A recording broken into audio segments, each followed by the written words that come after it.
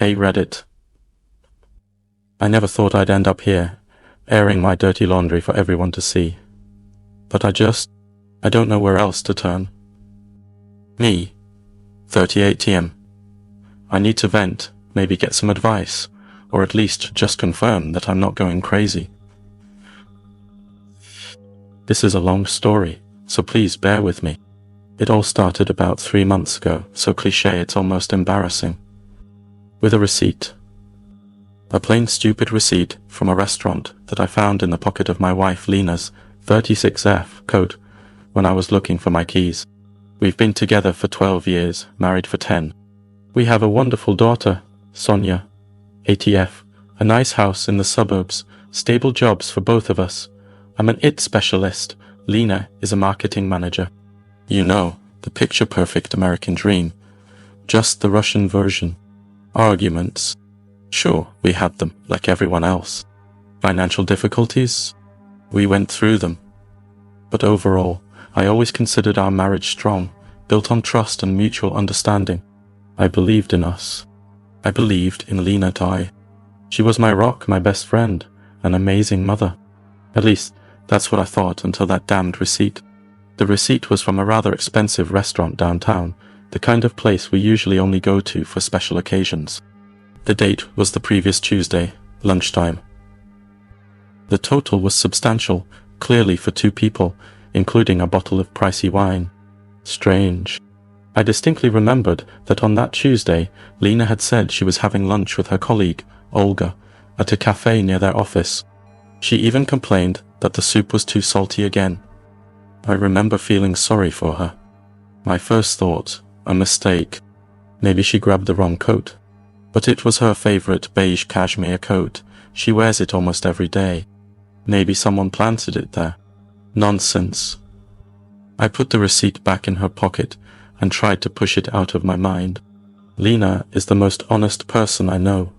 She wouldn't lie about lunch. Maybe she just forgot to tell me.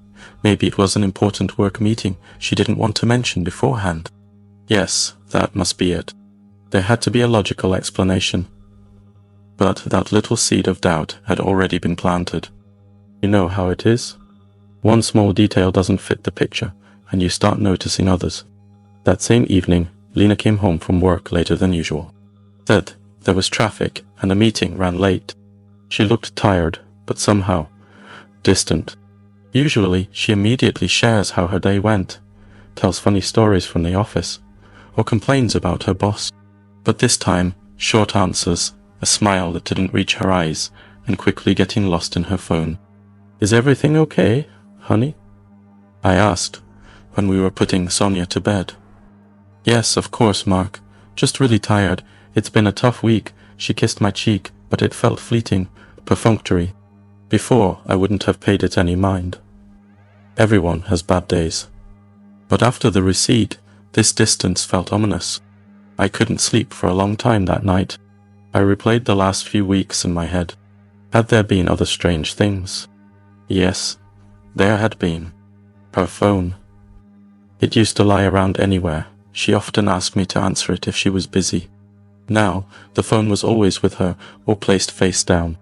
A couple of times when I came up behind her, she quickly minimized the chat window. When I asked, she'd say it was a work chat or just chatting with the girls, nothing interesting. Again, trivial on its own, but combined with the receipt and the distance, I started thinking about her business trips. There had been more of them in the last 6 months. Short ones, 1-2 days. She used to always bring back little souvenirs for Sonia and me. Tell me in detail about the meetings. The last couple of times, nothing, just generic phrases. Everything went well. Tired as hell. I felt like I was paranoid. I blamed myself. What nonsense was this? Lena loves me. We've been through so much. She would never. But the doubts gnawed at me. I started watching more closely. Noticed how she smiled reading something on her phone late at night. How she sometimes flinched when a notification popped up. How she started paying more attention to her appearance, a new haircut, more time on makeup in the mornings, even a couple of new lingerie sets I saw by chance in the closet. "It's for me. I want to feel beautiful," she explained with a slight smile. And I believed her. I wanted to believe her. One evening, she said she was going to a class reunion. I offered to go with her, but she gently refused. "It's just our group, you'll be bored. Besides, Sonia has a bit of a cough, better stay with her." It sounded logical. She left, dressed up, wearing new perfume I hadn't gifted her. She came back late, slightly tipsy, cheerful. Told stories about classmates, about professors, but something in her story felt rehearsed, practiced. The next day, I called a mutual friend who was in the same university group as Lena Dutite, just to chat. Casually asked about the reunion. "What reunion?" He sounded surprised. "There hasn't been a class reunion in like 3 years." I felt a chill run down my spine. The ground fell out from under me. So she had lied. Lied about the class reunion. Why? Where did she really go? I barely remember that evening. I walked around the apartment like a zombie. Lena asked me something. Sonia asked me to play. I nodded, smiled, answered randomly. One thought pounded in my head. She's lying to me. It wasn't just suspicion anymore, it was almost certainty. But I had no proof, other than the receipt and our friend's words. I realized I was on the verge of something terrible. That if I dug deeper, I could destroy everything. Our family, our life, my own perception of the world. There was a huge, almost overwhelming urge to just turn a blind eye. To pretend I hadn't noticed anything. To attribute it all to fatigue, stress, misunderstanding. Maybe she really had some secret unrelated to cheating. Maybe she was planning a surprise for me. Or she had problems at work she was afraid to talk about. But I couldn't. The lie. This feeling of fakeness in everything. In her smile, touch, her words. It was poisoning me. I had to know the truth, whatever it was. And so I decided to do something I had never done before and always condemned. I decided to check her phone. It felt disgusting. I felt like a traitor, a spy in my own home. But I saw no other way. I needed to either confirm my paranoia and apologize, mentally of course, or find confirmation of my worst fears. Waiting until Lena fell asleep, and she'd been falling asleep suspiciously quickly lately, sometimes even taking something for sleep, I took her phone. My hands were shaking. The passcode. I didn't know it. She used to have a simple one, our wedding date, but she changed it a couple of months ago, saying it was safer. I tried a few combinations, Sonia's birthday, her maiden name, the name of our first dog. Nothing. Then I remembered. The pattern lock. She had unlocked her phone in front of me once, and I briefly saw the pattern. Something simple. I think it was the letter Z. I tried it. The screen unlocked. My heart pounded so hard, I thought Lena would wake up from the sound. I went into the messaging apps. WhatsApp, Telegram. A quick scan of chats with friends, her mom, work groups. Nothing suspicious. Maybe I really was mistaken. Maybe this was all my sick imagination. I was about to put the phone back when I noticed a folder on the home screen named Projects. A strange name for an app folder. Inside were icons for a calculator, calendar notes. But one icon was unfamiliar. It looked like a simple notepad. I tapped it. The app requested a password. A different one, a numerical passcode. Damn it. I tried the standards. 1234, 0, her birth date. Nothing. I sat in the dark kitchen, staring at the phone screen, feeling desperation mixed with a kind of grim determination. I had to know what was in there. And then it hit me. Sonia's birthday. I entered it, and the app opened. It wasn't a notepad. It was another messenger app. Hidden. Option. And there was only one chat inside. With a contact named Alex Work. No profile picture. I opened the chat, and my world finally shattered completely.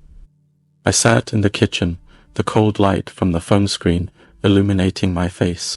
My hands stopped shaking. Instead, they felt numb, alien. I read the messages between Lena and this Alex work. Read them and couldn't believe my eyes. This wasn't work correspondence. No projects, reports, or deadlines. Just flirting, compliments, plans for meetups, hints that became increasingly explicit the further back I scrolled in the chat history. Miss your scent. Can't wait for Tuesday. The very Tuesday she supposedly had lunch with Olga at the cafe with the oversalted soup. Does your husband suspect anything? Of course not. He's too predictable. Predictable. That word hit me like a punch to the gut. Me? Predictable. The guy who always tried to surprise her, planned spontaneous trips, gave gifts for no reason. Or did she mean I was predictably trusting? Predictably blind? I scrolled further. The messages became more intimate. Discussions of their encounters, memories, photos. No, not explicit photos, thank God, but photos from places they had been. That same restaurant from the receipt. The park where she supposedly went for a walk alone, clear her head. A hotel room in the city she visited on one of her business trips. The caption under the hotel photo, "Our little nest. Too bad it's for such a short time." Nausea rose in my throat. I read their plans for the future. Not long-term plans, no. Plans for their next meeting. For the weekend when I was supposed to go fishing with friends, a trip I ended up cancelling because Sonia got sick. They were planning to spend that weekend together. In our house? No. According to the messages, they had rented an apartment for a couple of days. Who was he, this Alex? The chat didn't have his last name, only the first. Based on the context, he wasn't single either. They discussed the complexities of secrecy, the need to delete calls and messages, inventing alibis. They were partners in deceit. I sat there reading, probably for an hour. Every message felt like a stab wound. I saw my wife, my Lena, laughing at my jokes, discussing vacation plans with me, kissing me goodnight, and then, once alone, writing words of love and passion to another man. How she planned the deception, how masterfully she lied to my face. All those oddities I had noticed surfaced in my memory. The late returns, the meetings, the sudden meetups with friends that hadn't happened before, her constant fatigue or, conversely, unexplained high spirits. Everything fell into place. Every detail, every little thing took on a new, ugly meaning. The new haircut, the lingerie, the perfume. None of it was for me, and not for herself. It was for him. The most painful part was reading how she wrote about me. Not always negatively, no. Sometimes even with a kind of pity. Mark is a good man, really, caring. But with him, it's boring, stale, you're different. With you, I feel alive. Alive. So, with me, she was dead. For all these 12 years. I read to the end. The last messages were sent tonight, after she had wished me good night. Lying next to him, counting the minutes until we meet. Wish morning would come sooner. I carefully closed the app, locked the phone, and placed it back where it belonged, on the nightstand next to her. Lena was asleep, breathing calmly, evenly. Beautiful. My wife. And a complete stranger. I went back to the kitchen, sat at the table, and just sat there in silence, staring out the dark window. I didn't feel anger. I didn't feel resentment. Only emptiness. A vast, icy emptiness inside. As if all feelings had been drained out of me, leaving only a shell. What now? Start a fight right now? Wake her up, shove the phone in her face, pack my bags and leave? What about Sonia? How would I explain to her that Daddy was leaving? That Mommy, what Mommy did. I remembered Sonia's face as she fell asleep tonight. How she hugged me and whispered, "Daddy, I love you." How could I destroy her world? But how could I go on living with Lena? How could I look her in the eye, knowing all this? How could I touch her, knowing another man had caressed her? How could I believe a single word she said? My thoughts were tangled. I tried to understand why. What did I do wrong? Yes, maybe after 12 years the passion had faded, routine had set in. But I tried. We talked, made plans, went on vacations, spent time together. I wasn't perfect, but I loved her. Loved her sincerely. Why didn't she talk to me if she was bored and felt things were stale? Why did she choose the easiest and lowest path? Lies and betrayal. Maybe it wasn't about me. Maybe she's just that kind of person. Someone capable of living a double life. I thought back on her past. Were there any warning signs I missed? Didn't seem like it. She always seemed the epitome of decency to me. The clock on the wall showed almost 4 in the morning. Dawn was approaching. Soon, Lena would wake up. Wake up, and perhaps the first thing she'd do is text him. "Good morning, my love." And then she'd turn to me, smile, and say, "Good morning, dear." I stood up and walked to the window. The city was beginning to wake up. Somewhere in the city was him. Alex Stott. Who was he? What did he look like? How was he better than me? Did he know about Sonia? According to the messages, yes. He knew. And that didn't stop him from sleeping with another man's wife, the mother of a little girl. A wave of rage started to build inside me. Dull, cold rage. Not even at Lena, but at him. At this Alex, who had invaded my life, my family, who laughed at me behind my back with my wife. I went back to her phone, opened the hidden messenger again, found his phone number in the contact info. Just a string of digits. A faceless enemy. I could call him right now. I could text him. "What?" "Hi, Alex. This is Lena's husband. Hands off my wife." Stupid. Humiliating. I copied the number. Saved it to my own phone. Why? I didn't know yet. Maybe just to know I had it. Like a final card up my sleeve. Then I erased the traces of my intrusion. Cleared the browser history just in case. Maybe I left a footprint somewhere while figuring out how to open that damn app. Put the phone back exactly as it was. I returned to the bedroom. Lena was asleep in the same position. I lay down on my side of the bed, trying not to touch her. Lay there with my eyes open, staring at the ceiling, listening to her steady breathing. The breath of lies. I knew a conversation was inevitable. I couldn't live like this. Couldn't pretend I didn't know. But I didn't know when or how to start that conversation. What did I want from it? A divorce? Explanations? Revenge? I didn't know. I only knew one thing. My old life ended tonight in the kitchen, in front of her phone screen. Ahead lay uncertainty, full of pain and deceit. And I had to find the strength to get through it. For myself. And maybe for Sonia. I decided not to do anything for now.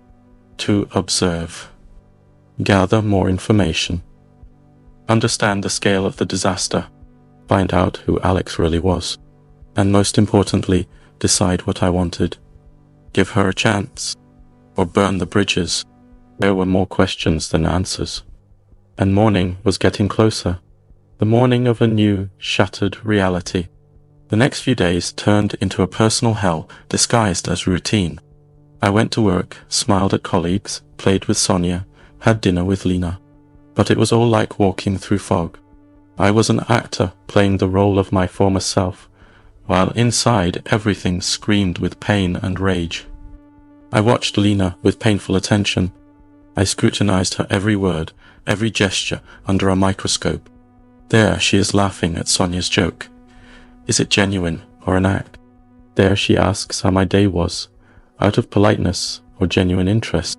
There she picks up her phone. Is she texting him? Her touch felt like fire. Her smile seemed fake, her care, hypocrisy. I checked the Alex work phone number through online services and social media. Surprisingly, it didn't take long. Alexei Vorontsov. Lena's colleague from an adjacent department. Married, 2 kids. Photos on social media showed a happy family man, hugging his wife and smiling children. Hypocrite. Scumbag. I looked at his smiling face and felt my fists clench involuntarily. He worked in the same building as Lena. They saw each other every day. Had lunch together. That receipt. Went on business trips. Knowing who he was didn't bring relief. On the contrary, it made things worse. Now the betrayal had a specific face. The face of a man I might have even seen a couple of times at corporate parties. At corporate parties. I started noticing how Lena sometimes stayed late at work under the pretext of an urgent project. How she started meeting Olga more often in the evenings. How the phone seemed almost glued to her hand. The lies were so obvious now, so blatant. How could I have been so blind before? Or did I just not want to see? The weekend was approaching. The very weekend they planned to rent an apartment. I had to do something. I didn't just sit back and wait while my wife spent the weekend with her lover. On Friday morning, as Lena was getting ready for work, I said as calmly as possible, "Listen, Lena, I need to talk to you seriously. Tonight, after we put Sonia to bed." She froze by the mirror, adjusting her scarf. A shadow of anxiety flickered across her face, but she quickly composed herself. "Did something happen, Mark? You've seemed tense all week." "We'll talk tonight," I repeated. I didn't want to start this conversation now. I needed to gather my strength. The entire day at work felt like I was walking on eggshells. I replayed conversation scenarios in my head. Accuse her immediately? Calmly present the facts. Demand explanations. Show her the messages. And then what? The evening dragged on agonizingly slowly. Dinner, playing with Sonia, bedtime story. Lena was tense too, but tried not to show it. Finally, Sonia fell asleep. We were alone in the living room. Only the ticking clock broke the silence. "So, what did you want to talk about?" Lena asked, sitting on the sofa opposite me. She avoided eye contact. I took a deep breath. "Lena, I know." "What do you know?" Her voice trembled. "I know about you and Alexei Vorontsov." Her face turned pale. She looked up at me, her eyes filled with fear and something else. Relief, perhaps? "Mark, I don't know what to say."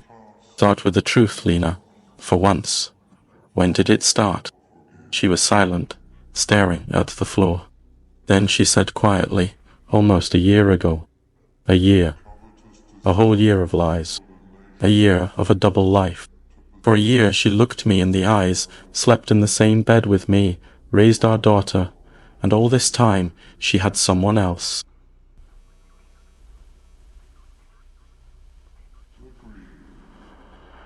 That was the main question tormenting me. I don't know. It just sort of happened. Things heated up at work. He understood me. Listened. With you. With us. Everything became so routine. So predictable. Predictable. There's that word again.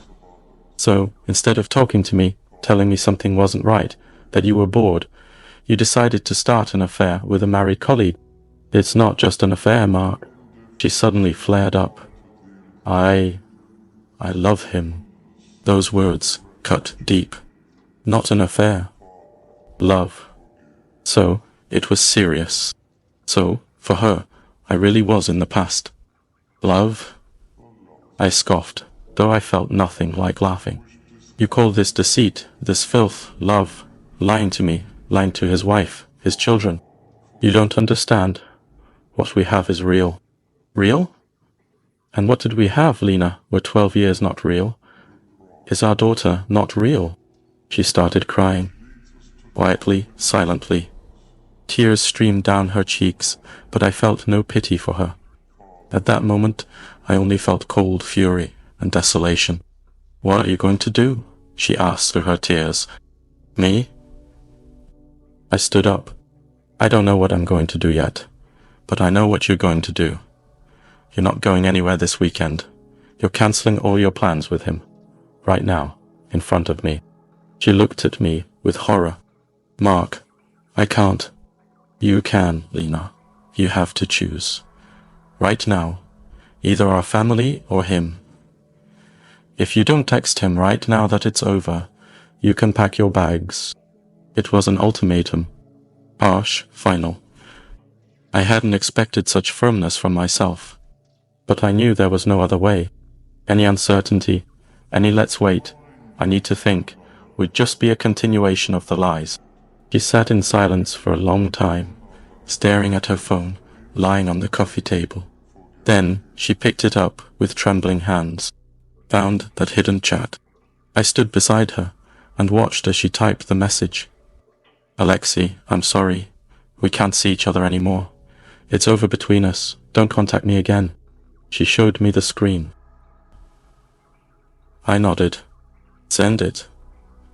She hit send, then looked at me, her eyes full of tears and despair. I did what you said. Now what?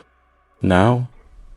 I sat back down in the armchair, felt completely drained. Now we live with this, or we don't. I don't know, Lena. I don't know if I can ever forgive you. If I can ever trust you again. Lena's phone vibrated. A message from Alex stopped her. She looked at me questioningly. Don't answer, I said.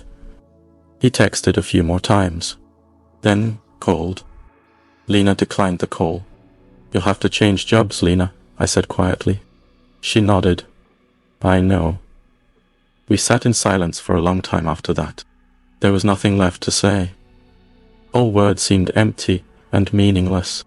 A chasm had opened between us, and I didn't know if a bridge could ever be built across it. Several weeks have passed since that conversation. Lena quit her job. Found another one, further from the city center, and from Alex. She's trying. Says the right things. Tries to be attentive, caring. She's seeing a therapist. Suggests we go together for couples therapy. I'm not ready yet.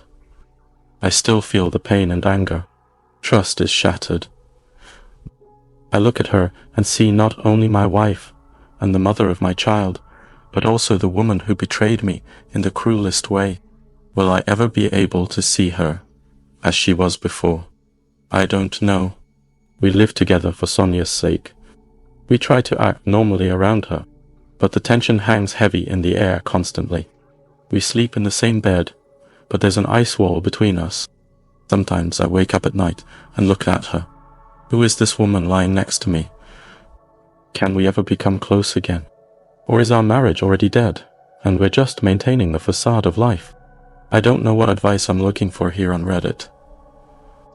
Maybe just confirmation that I'm not alone in this, that people go through this and survive. Is it worth trying to save the family after something like this? Or is it better to let go, to stop torturing myself, her, and our child? I'm lost. My predictable life has been razed to the ground, and I have no idea how or what to build anew. Thanks for reading this far. Any thoughts are welcome.